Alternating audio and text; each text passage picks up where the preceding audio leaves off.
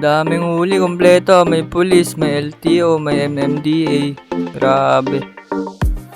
Short ride tayo mga paps. Pupunta tayo sa San Rafael, Bulacan.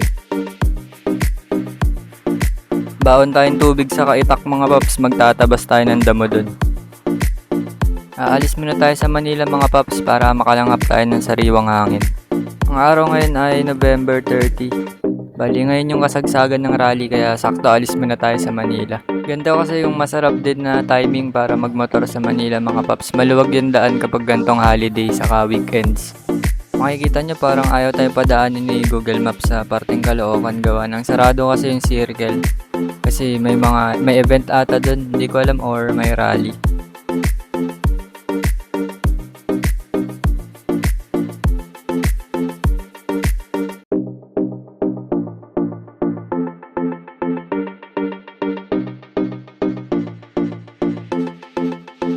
Dito mga paps, bali makikita nyo sinara nila yung daan kaya napilitan tayong umikot.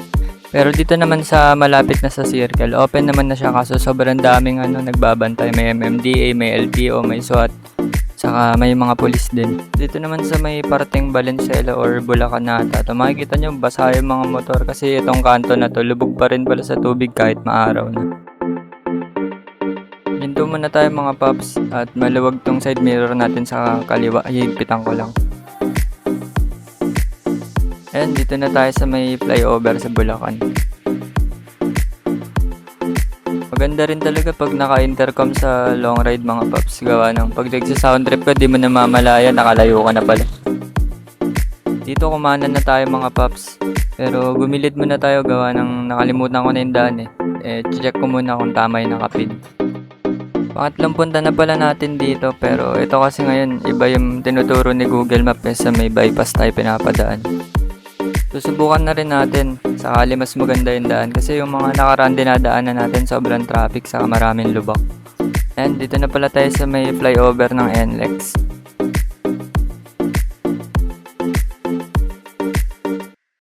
Ito na mga paps, nakarating na tayo sa may bypass road. Sobrang haba rin itong bypass na to pero syempre takbong pogi lang tayo. Takbong chill lang gawa ng may backride tayo. May parteng traffic lang dito sa kalagitnaan ng bypass gawa ng halos 2 lanes lang na dadaanan, hindi pa tapos yung kabila. Pagpasok pala natin kanina ng bypass road, nagbe-blink na yung fuel gauge natin kaya dito naghanap na tayo ng ng paggagasolinahan natin. Naiihi na rin kasi kami kaya hanap muna tayo ng stopover. Itong Winner X pala natin, pinakamahabang range na naabot natin simula nung nag-blink siya. Nasa 40 kilometers, nakauwi pa tayo.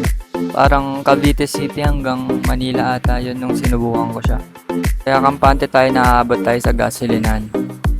Dito rin pala ako nagpapagas kapag naglo-long ride kami sa parteng Aurora. 150 lang pala yung pinagas ko dito tapos nagulat ako full tank na siya sa panel gauge. Ganda kasi sa gasolinahan dito mga paps, sobrang linis ng nila ng CR. Kaya dito tayo lagi umihinto. Namampahinga muna ng pet mga paps gawa na umiinit na rin.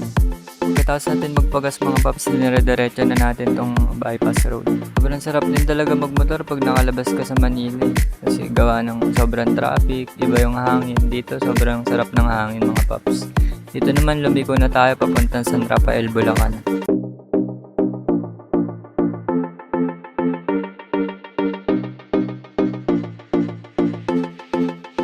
Daanan din pala tayong kalsada na nakalubog pa rin sa tubig yung kalahati mga paps. Dito sa may parting kanan, tubig yan mga paps, dito sa kabila lang yung medyo tuyo. Kaya rin siguro madali masira itong mga daanan sa Bulacan mga paps gawa ng yung lupa rin. Malambot saka laging nababasa. Put din ata tayo ng halos 3 oras gawa ng nasa 40-60 lang takbo natin. Hindi rin kasi natin kabisado itong bagong daan. Hindi natin alam kung saan yung lubak, saan yung hindi maganda. Ito pala yung favorite kong spot sa San Rafael, Bulacan mga paps. Ang lamig kasi ng hangin dyan tapos ang ganda pa ng view. Maraming mga rider umaakyat ng Tagaytay ngayon. Tayo iba naman, subukan natin parating norte. Dito may nakita tayong bakery mga paps. Malapit na rin kasi tayo sa pupuntahan natin kaya bumili muna tayo ng tinapay para may memoryandahin tayo.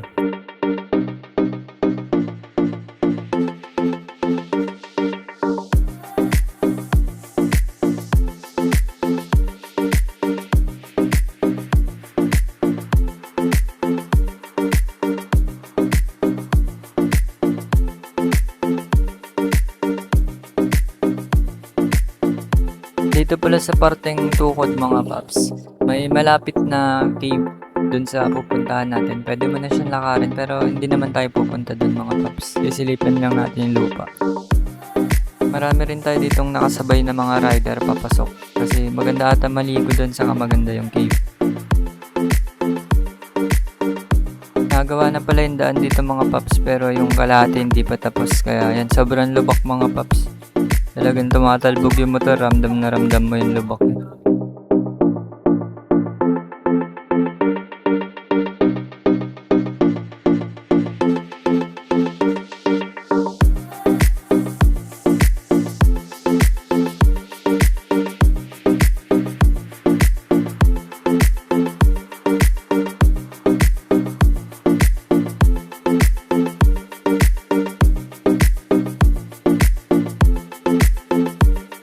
Eto, papasok na tayo mga paps. Bali, may mga nakasabay rin tayo dito. May mga tumitingin ng lupa. Saka yung iba namamasyal.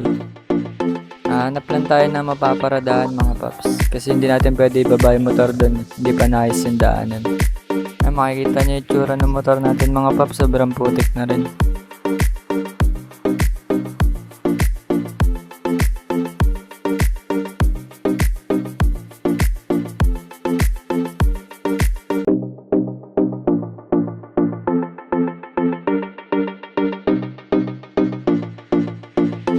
Sakali next year may bababa na rin natin yung motor dito papunta sa lupa.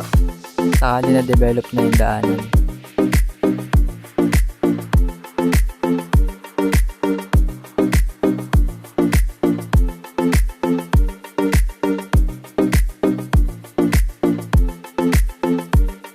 Dito lang pala tayo mga paps. Ito yung nakuha natin. Dito sa may puno ng mangga. Maganda nga kasi pasok sa lupa natin tong puno na to. Kumbaga may magagamit tayong puno pero pansamantala gagawin muna natin siyang lilim. So yun, hanggang dito na lang mga paps. Maglilinis lang muna ako. Magtatabas muna ako ng mga damo. Ano kaya sa tingin nyo magandang gawin dito mga paps? Gusto kong tayuan ng kubo pansamantala.